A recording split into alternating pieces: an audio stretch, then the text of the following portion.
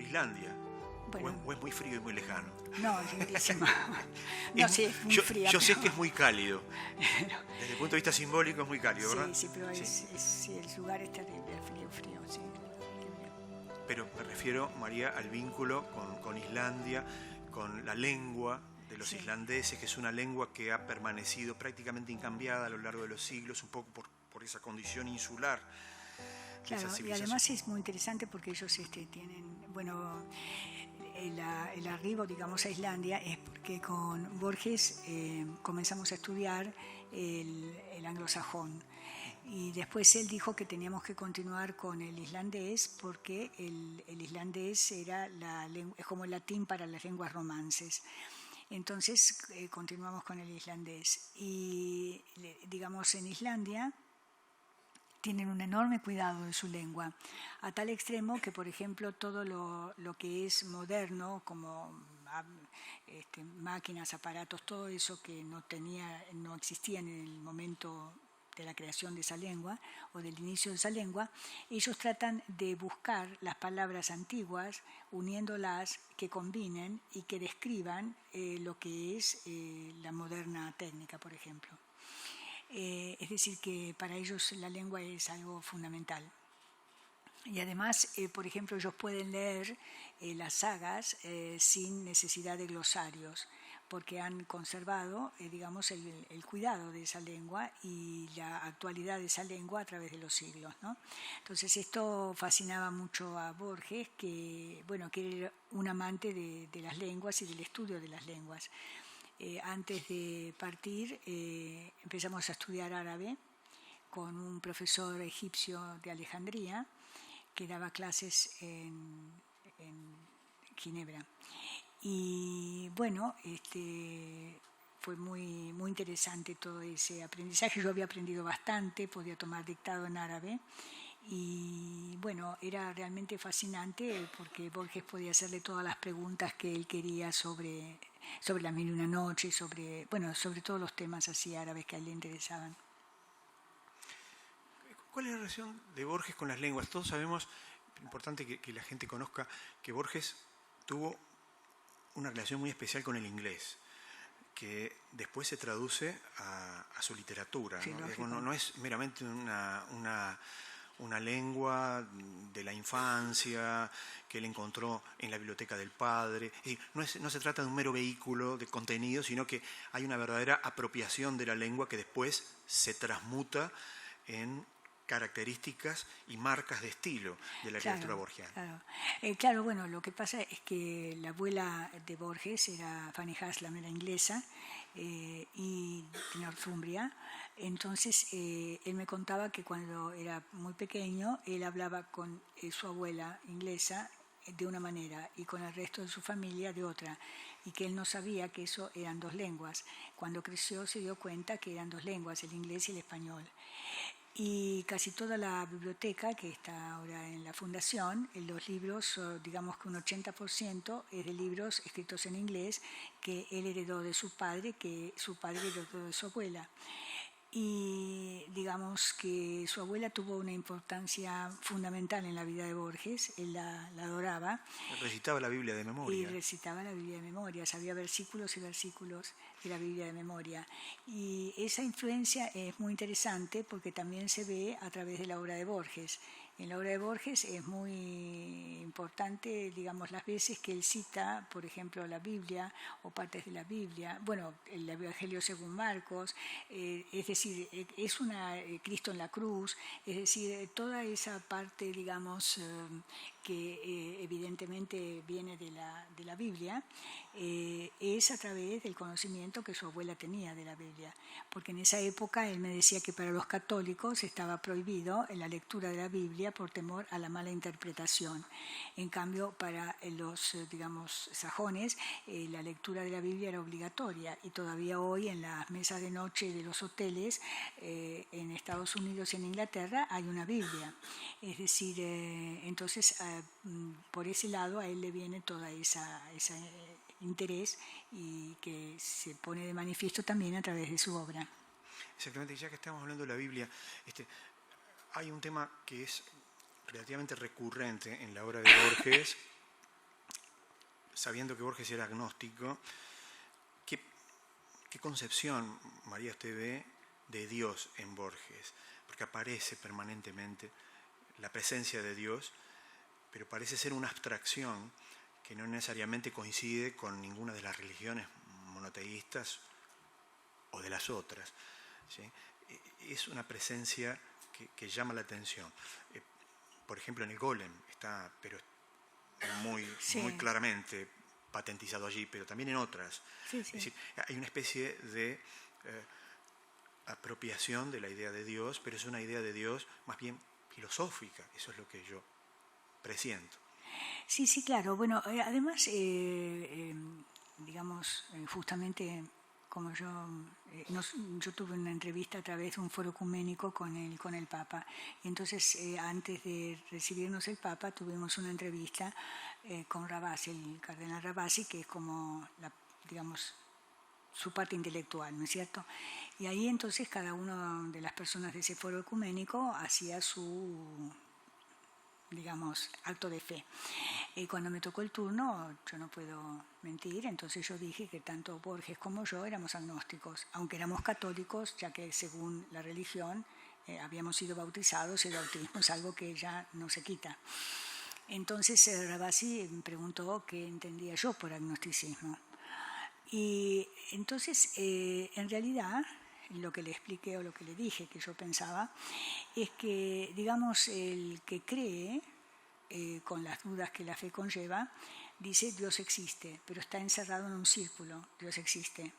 El ateo, Dios no existe, está encerrado en un círculo, no hay ninguna problemática. En cambio, nosotros los agnósticos somos patéticos porque tratamos de encontrar a Dios a través de un camino paralelo que es la razón y a través de la cual quizá nunca lleguemos a eso.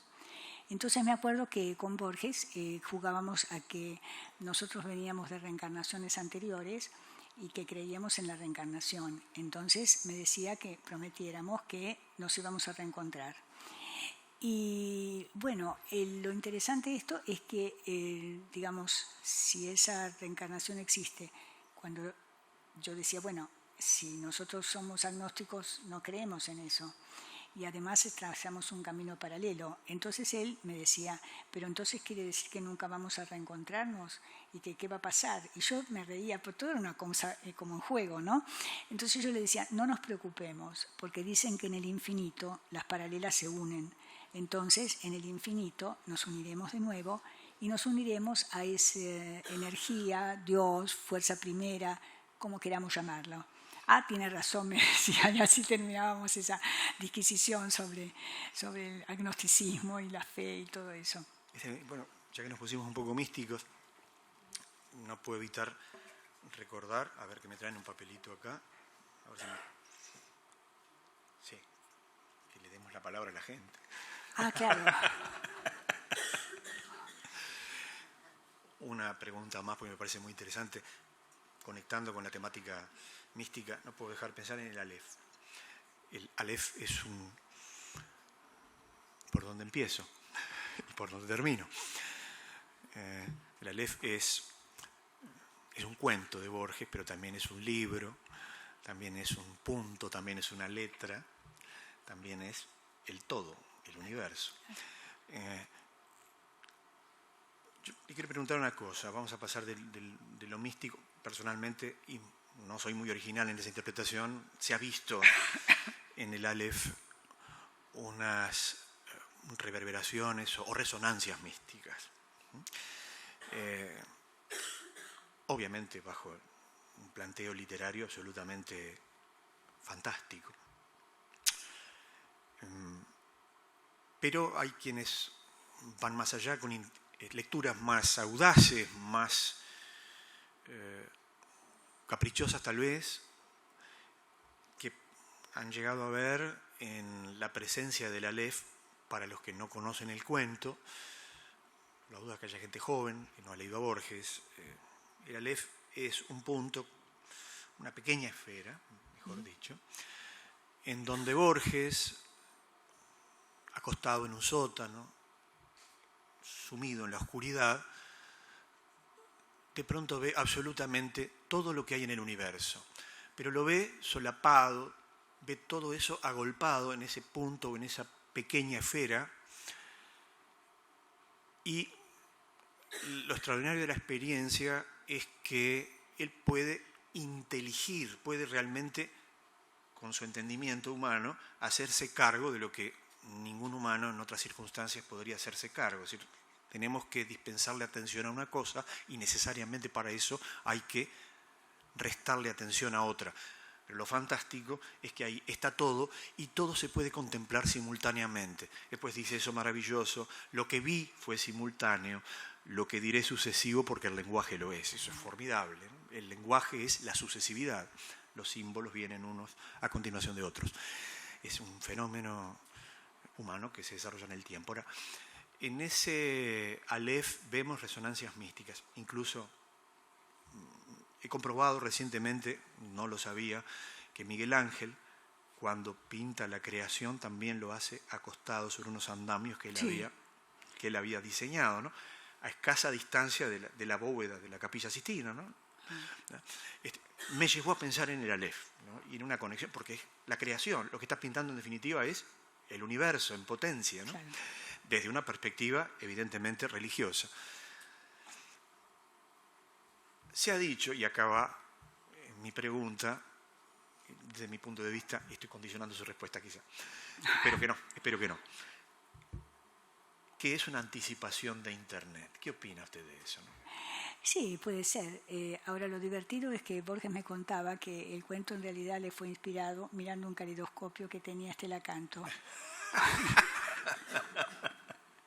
Y que eso le disparó la idea, claro, porque con el caleidoscopio uno va viendo cosas distintas, es así, ¿no? Las formas son infinitas. Son infinitas. Ahí está. Sí, así que claro. No condiciona mi pero respuesta. esa es una de las características de Borges, la capacidad de intuir lo infinito a través de una pequeñez, de algo que es minúsculo, que es finito, en definitiva, ¿no? Finito, exacto.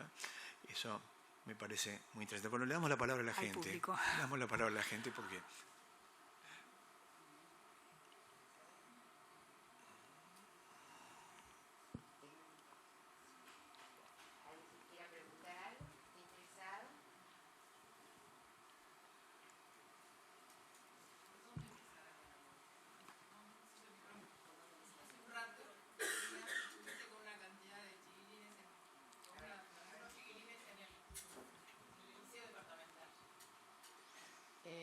Y les recomendabas, ¿cómo hay que empezar a leer a Borges? Porque yo creo que si empiezan por el Aleph, no creo que vuelvan a la segunda lectura. Pero tú nombraste 3 libros, y a mí me gustaría que lo dijeras tú. Sí, bueno, yo lo que digo... No es solo jóvenes, perdón, pero hay gente que no ha leído Borges, a lo mejor. Claro. Bueno, yo lo que digo es que, como dije a estos chicos también, la historia no es entender. La gente se pone como una especie de barrera el entender. Primero es disfrutar, primero es lo que uno siente, ¿no es cierto?, frente a algo. Y después entonces viene el entendimiento. Si uno dice tengo que entender, ya ahí se cierra uno mismo las puertas, ¿no es cierto? Entonces, como les dije, yo creo que lo importante es, sí, yo puedo decir que puede ser Los Conjurados o El Libro de Arena, pero eso no tiene importancia. Es decir, por ejemplo, conté mi experiencia, ¿no es cierto?, con Las Ruinas Circulares. Y entonces yo leí, cayó en mis manos Las Ruinas Circulares, y yo dije, bueno, seguramente era un Sur, la revista, no sé, no me acuerdo. Yo empecé a leer, tampoco sabía quién era el autor, y cuando leí nadie lo vio, como contaba a los chicos, nadie lo vio desembarcar en la unánime noche. Yo dije, ¿qué es esto? Lo leí hasta el final, evidentemente no entendí nada, y hasta el día de hoy sigue siendo mi cuento preferido. Y si saliera una ley diciendo que hay que destruir la obra de todos los autores salvando solo una, yo salvaría esa. Muchísimos años después, creo que ya lo he contado, bueno, se hace en el Salón del Libro de París unos actos, y me dan iban a presentar la editorial Sur unas entrevistas que había hecho a Borges Victoria Ocampo a través de fotografías. Ella describía las fotos y Borges decía qué es lo que había sucedido ahí.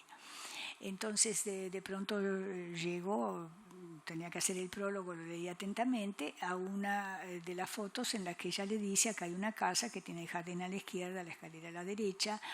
Bueno, y Borges le contesta: sí, esa es la casa de la calle Anchorena, donde en una semana yo escribí Las ruinas circulares. Durante esa semana yo trabajaba, salía a comer con mis amigos, caminaba solo, pero lo único que quería era volver a esa casa para escribir ese cuento, porque nunca, dice él, ni antes ni después, pude escribir algo con la intensidad con que yo escribí ese cuento. Es decir, esa intensidad es lo que llegó a una chica de 10 años que no entendió nada y que quedó para siempre prendida de ese cuento, al extremo de que, como dije, si hubiera que destruir toda la obra de los escritores salvando solo una pieza, yo salvo esa. Así que, por eso la comprensión es posterior, lo importante es lo que uno siente, ¿no es cierto?, lo que transmite el otro. Y si no se siente eso, es inútil recomendar.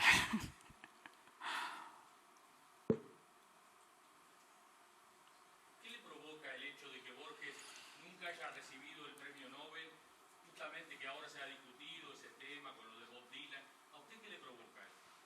A mí nada, porque a él no le provocaba nada. Él estaba muy divertido, como le decían, como todo el país era una especie de pérdida así nacional, ay no, Borges, el Nobel, esto.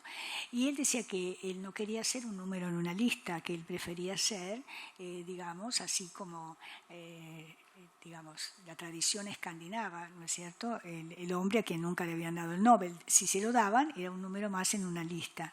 Entonces él eso no lo quería. De modo que yo estoy de acuerdo con él, así. Así que fue fantástico.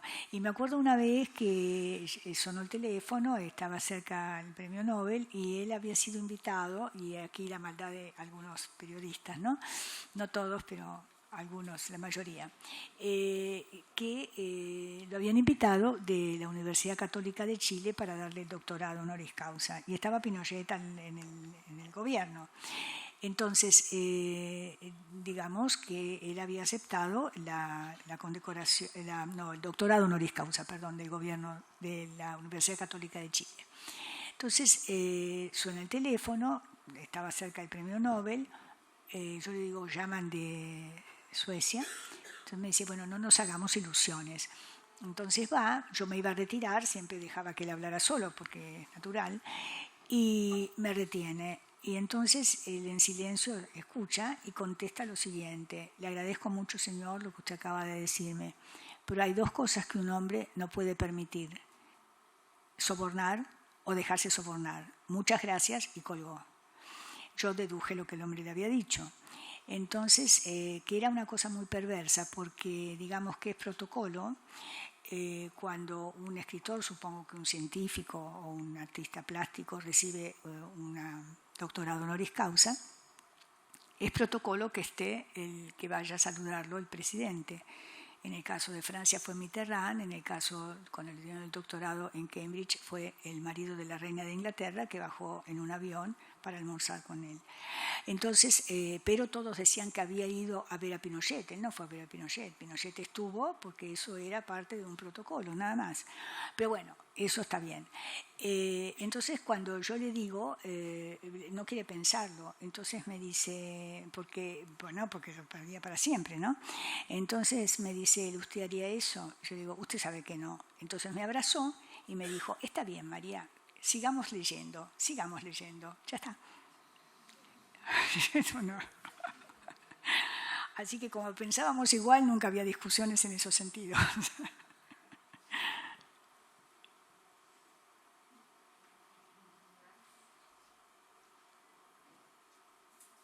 Dijo, ¿quién conoce? Allá atrás. A ver. ¿Quién conoce a los académicos suecos? Hola María, un placer. Gracias por estar acá. ¿Sabes que en esta hermosa feria me encargaron hacer un taller sobre un cuento del querido Borges, Juan Muraña. Y ese taller lo empecé a hacer en Shangri-La, en la Costa de Oro, con mi gente humilde del taller. Gente en la cual se enamoró de Borges, nunca lo había leído. Trabajamos el puñal, la trama y Juan Muraña. Encontramos similitudes, encontramos el micromundo de él en el macromundo, en cómo él se mete como personaje en su propio cuento y de ahí deja que el otro personaje, un tal Trapani, que alguna vez conoció en su época de estudios, lo enfrentara y le dijera: ¿qué sabés vos del Arrabal? ¿Qué sabés vos después de haber escrito sobre Carriego? Estoy nerviosa, tú discúlpame, pero estoy nerviosa.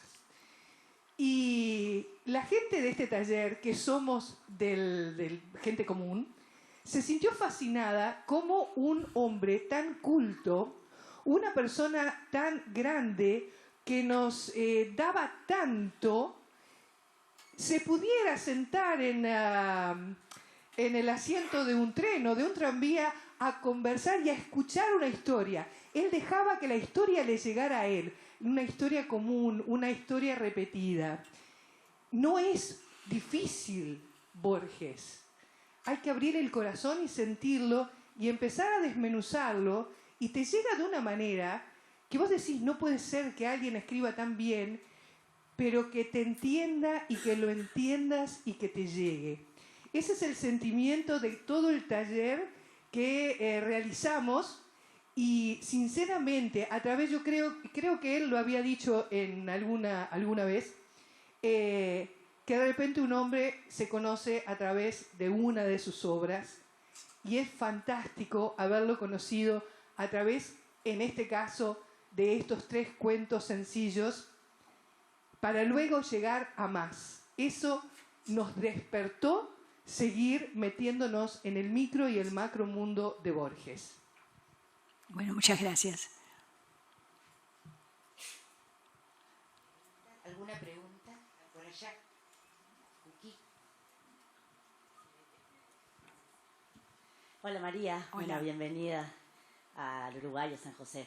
Quería hacer referencia un poco al libro que acabas de publicar, que es una buena forma de aproximarnos a la obra de Borges, porque conociendo su biografía, todas sus historias, de la forma en que resumís la vida juntos y su obra no solo literaria, sino periodística y de conferencias. En fin, me gustaría que nos cuentes a todos, que compartas cómo fue el proceso de elaboración de este libro, que es tu primer libro fuera de las traducciones, lo comentaron recién, en solitario. Lo hiciste por temáticas, son las temáticas que predominan en la obra de Borges, pero me gustaría que compartas tu experiencia en el proceso de este libro, de homenaje a Borges. Bueno, este libro en realidad salió por el agente de Borges, porque yo no... Bueno, yo escribo, pero a mí no me interesa publicar realmente. Entonces a él le llegó una conferencia que yo había dado en inglés, y entonces ahí empezó a decirme que como él sabía que yo daba por todos lados conferencias, que tenía que publicar.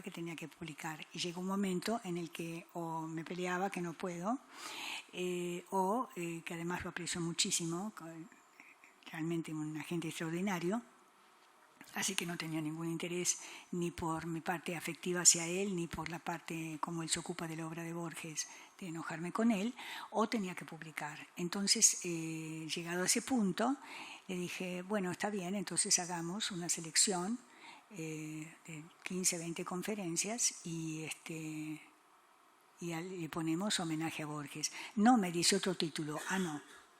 Yo cedo 50%, 50% cedes vos, si no, no sale. Entonces me dijo, bueno, está bien, y por eso salió con el título de homenaje a Borges. Pero yo no tenía, digamos, nunca tuve interés de publicar las cosas que hago. Yo escribo cuentos también, y cuando Borges se ponía un poco nervioso porque yo no quería publicar, porque él quería hacer el prólogo, porque yo no quería que él lo hiciera.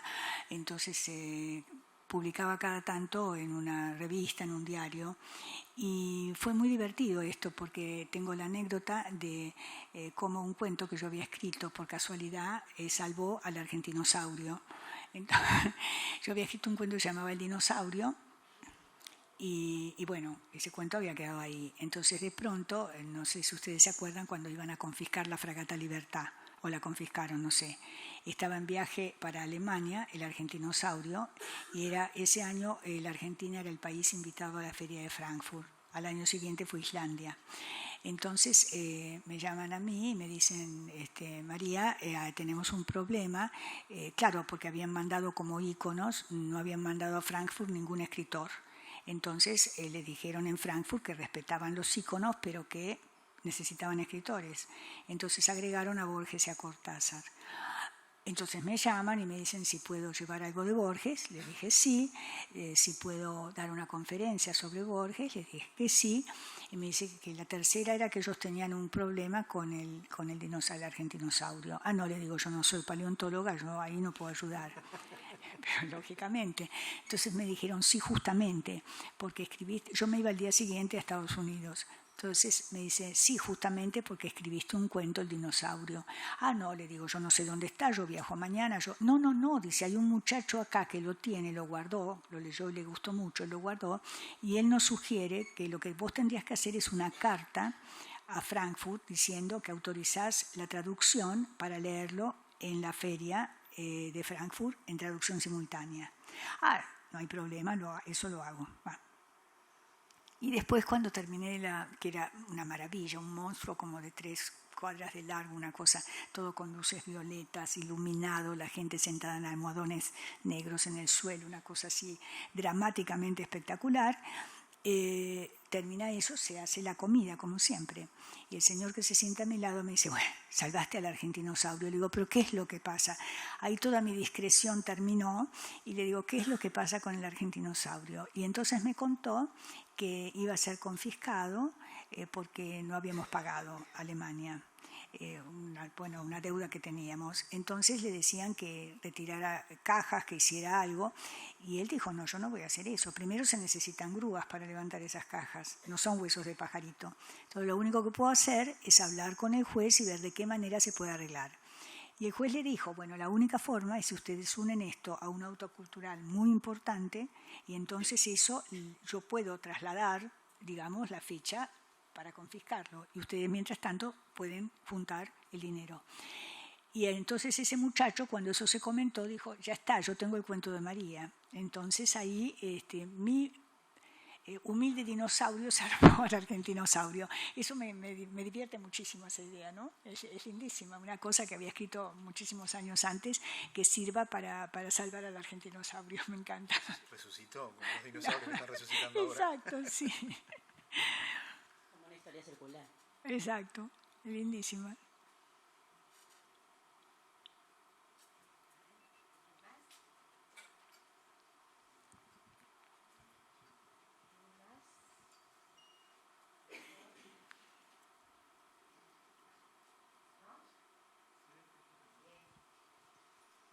Pedro Peña es un escritor. Buenas tardes, María. Como admirador de la obra de Borges y lector de él, como todos, y enamorado y epígono o proyecto, te saludo y quería preguntarte una cosa más de entre casa, de Borges y tuya tal vez.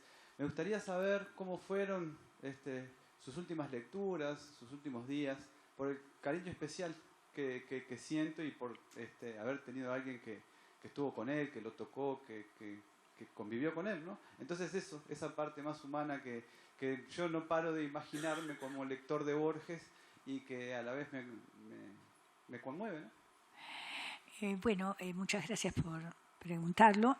Bueno, lo que él hizo, él sabía cuando salió de Buenos Aires que él estaba enfermo, que él iba a morir. Dijo que íbamos a seguir la vida normal como de costumbre, que no dijera nada. Él sabía que podía contar conmigo para no decir nada. Fuimos y tuvo una gira triunfal en Italia.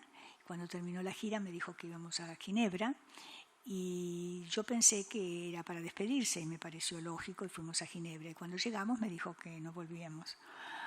Y entonces, digamos que su último tiempo fue productivo, como fue toda su vida.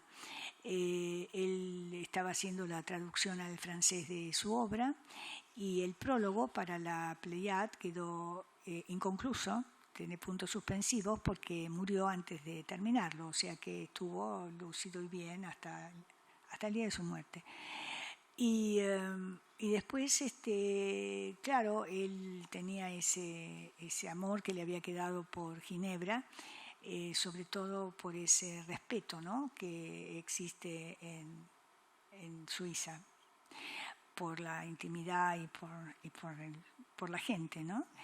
Y además él había quedado fascinado por ver cómo trataban a los refugiados de la Primera Guerra Mundial, él había visto eso, y quedó muy, muy impresionado por ese país, al que quería muchísimo y consideraba una de sus patrias.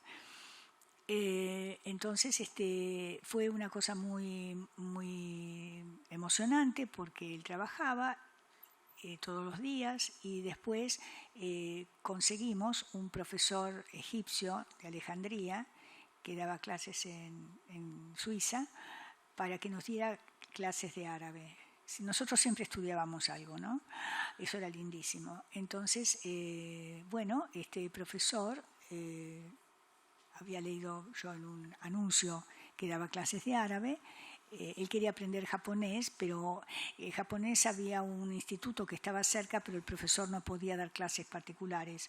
Entonces, yo leyendo el diario encontré a este egipcio.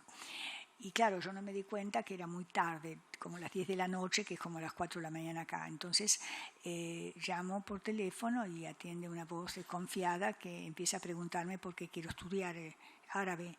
Claro, el señor habrá pensado una loca que me llama, porque a esta hora nadie normal llama a una casa en Suiza. Entonces yo en cierto momento le digo, bueno, mire señor, usted ha puesto... Todavía no estaban de moda los atentados tampoco. No. Entonces le digo, mire señor, usted ha puesto un aviso para enseñar el árabe y yo quiero estudiar el árabe. Yo he estudiado en la universidad, griego, latín, etcétera, le hacía toda la lista y quiero estudiar árabe. Entonces, y como él no se decidía, le digo, mire señor, todo lo que le dije es verdad, pero yo estoy desesperada. Algo en la voz de mía sintió él que era verdad, que yo realmente necesitaba estudiar el árabe, que me dijo, está bien señora, ¿dónde está usted? ¿Qué días usted puede? Le digo, no, dígame usted porque usted está trabajando, fin de semana, perfecto. Entonces, cuando llega el egipcio, me dice, vamos a dar la clase acá, en el hall del hotel. Le digo, no, en el cuarto. Ah, me dice, y subimos. Además, el egipcio era como los bajorrelieves, chiquitito, igual así, delgadito. Entonces, cuando estamos subiendo en el ascensor, le digo, hay otra persona que va a tomar clase conmigo. Ah, bueno. Y cuando abro la puerta, el egipcio se lanza a llorar. Borges estaba impecable, sentado esperando a su profesor de árabe. Cierro la puerta y le digo, ¿pero qué hace usted? Y me dice, ¿por qué no me dijo que era él? Este hombre había leído toda la obra de Borges traducida al árabe y al francés. Entonces me dice, ¿por qué no me dijo usted? Le digo, no, porque yo creo en el Ker para los griegos, Mektub para ustedes, el destino. Si Borges tenía que partir aprendiendo esta lengua, usted tenía que hacer caso a una señora que debe haber pensado usted medio loca, que lo llamaba a las 10 de la noche para pedirle clases de árabe. Pero yo le pido un favor. Dice, él está enfermo. Le digo, él sabe que está enfermo, él sabe que va a morir. Las órdenes las da él. Si él habla sobre el tema, usted habla sobre el tema. Si él no habla sobre el tema, usted no habla sobre el tema. Y por favor no llore porque lo va a echar y arruina usted todo mi trabajo. Y así que fue lindísimo porque le preguntaba sobre las 1001 noches, sobre el mundo árabe, sobre todo lo que él quería saber. Fue una cosa muy linda y yo estudié bastante el árabe, podía tomar dictado. Yo le dibujaba a Borges el alfabeto en la palma de la mano con mi dedo para que supiera cómo eran las letras y yo llegué a poder tomar dictado en árabe, ¿no? Así que fue muy interesante, sí, una experiencia única. Una pregunta, María. No sé en qué parte leí que alguien leía a Borges en alemán, ya estando en Ginebra, ¿no?, en esta última etapa de su vida, y alguien en francés. ¿Es cierto eso o es una invención de la prensa? No, No, no, en alemán me había enseñado a mí a leer el alemán y yo a veces lo embromaba porque hacía pronunciación dura alemana y me decía, no tanto. Digo, pero a usted le gusta el alemán y ellos pronuncian así. No, él me enseñó a mí a leer en alemán. Yo no sé alemán, pero aprendí a leerle y sí, pero sí. Y en francés también, bueno, sí, en francés no hay problema, no tengo problema. Había que leerle en francés y en alemán, eso sí. No, él en francés, en alemán, en inglés, según Claro, los sí, libros bueno, que sí, tuviera, claro, claro, sí, según lo que él quisiera, ¿no? Lo que con lo que estaba entusiasmado en ese momento. Hay otra allá.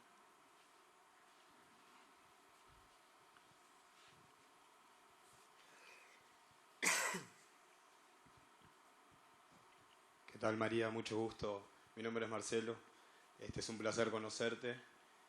Haciendo referencia justamente a los idiomas y la cantidad de idiomas que sabía Borges, ¿cuál es el idioma con el que más cómodo él se sentía, el que más le gustaba para él?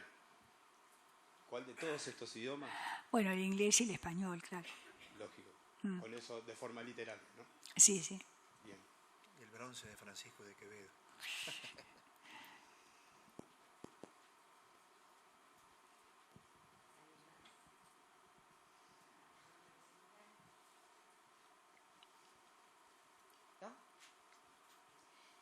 María, yo estaba un ratito hablando contigo y has contado algunas cosas y me parece que sería bueno porque creo que a la gente también le gustaría saber sobre ti. Bueno, no, ¿Cómo te definirías? Alguien puede definirse. Yo creo que nadie puede Y algún definirse. acercamiento. Si tuvieras que dejar algo en el mundo, ¿qué dejarías? Nada. ¿Qué pasa con el mar y el desierto? Pues decir, si yo pudiera tener el poder de destruir todo y de dejar que cosas sobrevivan, esa es otra historia. Sí, yo salvaría el mar y el desierto, porque los dos son cambiantes, cambian de forma, cambian de color, y los dos son igualmente peligrosos. Es decir, tenés que tener frente a los dos la adrenalina en el techo, y eso es fascinante. Las otras formas de la naturaleza realmente no me seducen. Más bien me aburren. Y yo creo que para mí, por supuesto, ¿no? Estas son las formas que yo salvaría, ¿sí? Y yo tuve una experiencia yo nunca tomo vacaciones, y hace 16 años, para el cambio de siglo, tomé vacaciones y fui con gente de la familia del secretario de Juan Goytisolo a pasar unos días en el desierto. Entonces fui con una carpa y más o menos 8 parientes del secretario de Goytisolo.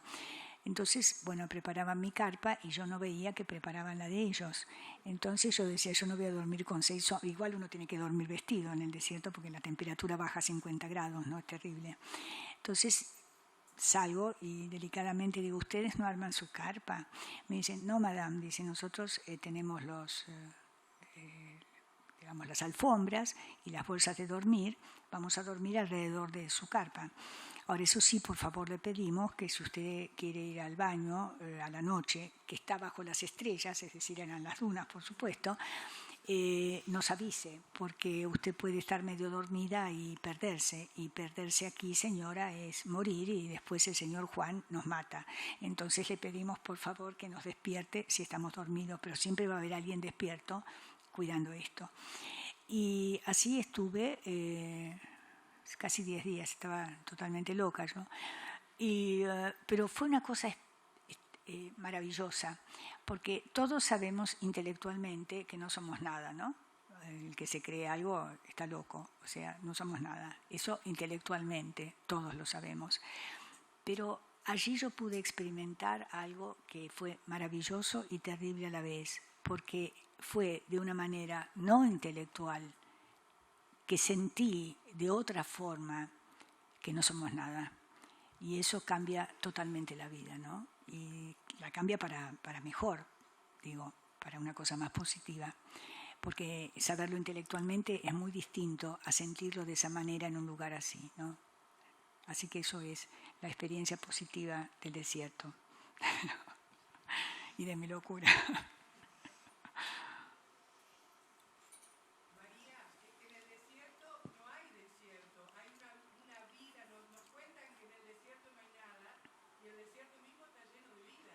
No, sí, por supuesto, están todos los bichos que andan circulando y todo eso, sí. No, de acuerdo, sí, eso sí. No, pero digo, no hay nada en el sentido de lo que nosotros tenemos en tierra, ¿no? En una ciudad.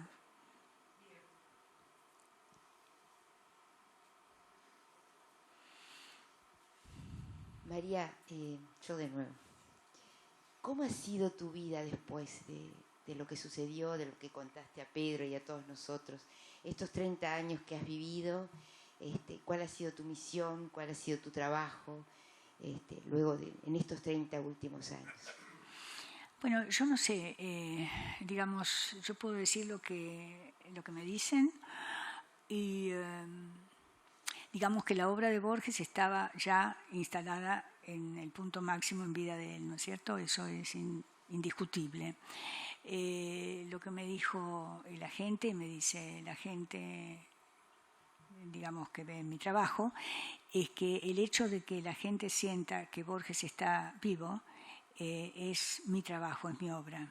No, su obra ya estaba instalada, pero la sensación que tienen es la de que Borges está vivo, porque claro, continuamente o doy conferencias o me llaman o las organizo y estoy haciendo siempre cosas por él durante 30 años.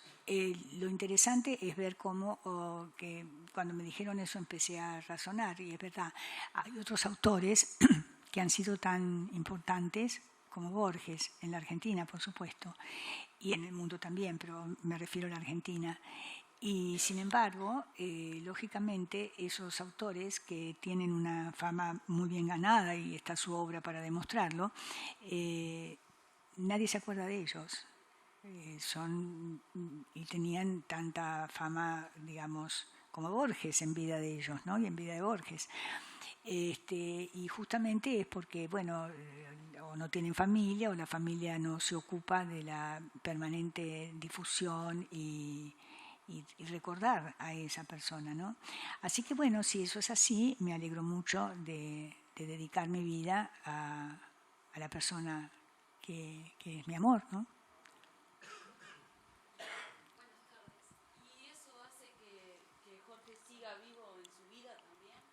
Claro, yo siempre digo que es como el milagro secreto. No es aferrarlo. Aferrarlo sería algo violento y es otra historia. El amor no es violento. El amor es... Pero aferrar es una cosa...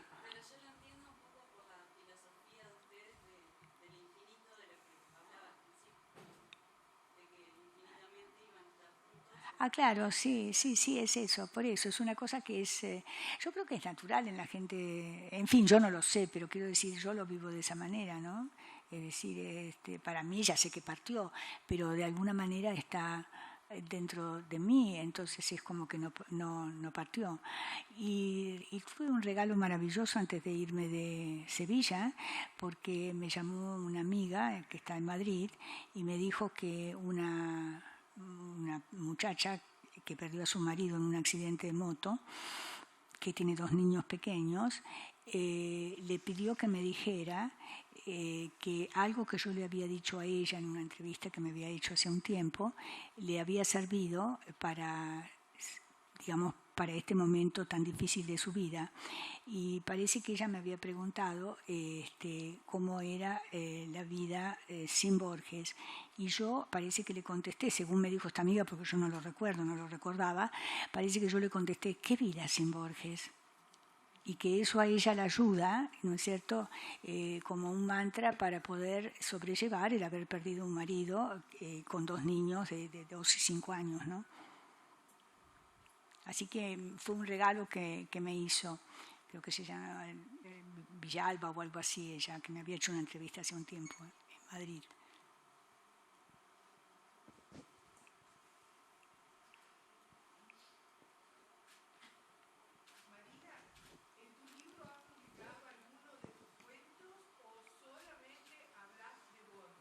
No, son conferencias que di, son conferencias que di, no, de mis cuentos no. No sé, no creo, porque después empiezan las presiones y a mí no me gustan las presiones. Esto salió por la presión de la gente, así que no del editor, no del agente literario de Borges. Así que por eso las presiones no me gustan, pero bueno, esto se dio así, se dio y ¿qué vamos a hacer?